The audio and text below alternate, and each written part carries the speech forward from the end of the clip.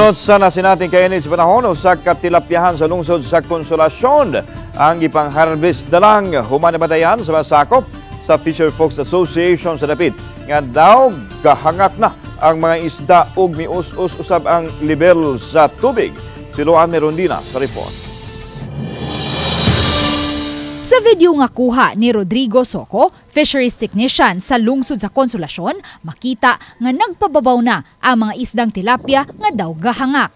Nabantayan usab nilang mius-us ang tubig sa fish pond sa Barangay Lamak. Subay ni ini, nakig-alayon-dayon sila sa taga BFAR 7 nga mitambag kanila sa pag-harvest sa mga isda. Mura ate murag mius-us ang tubig amo lang sa gita-harvest.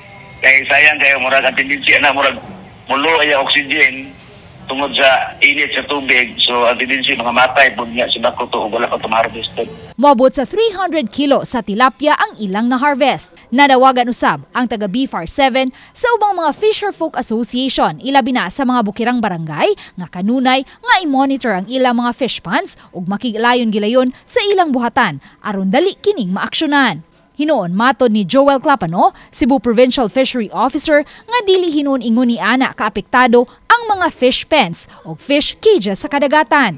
Gani ining nakalabayng simana, nagpahigayon og orientation ug hands-on construction sa fish pen ang taga BFAR 7 uban ang mga mananagat sa isla sa Panganan sa Dakbayan sa Lapu-Lapu. Hinuon kun mga fingerlings pa lang ang anaa sa mga fish pens, mas maayo nga ibalhin kini sa maslaw mga bahin sa dagat aron dili direktang maigo sa kainit sa panahon.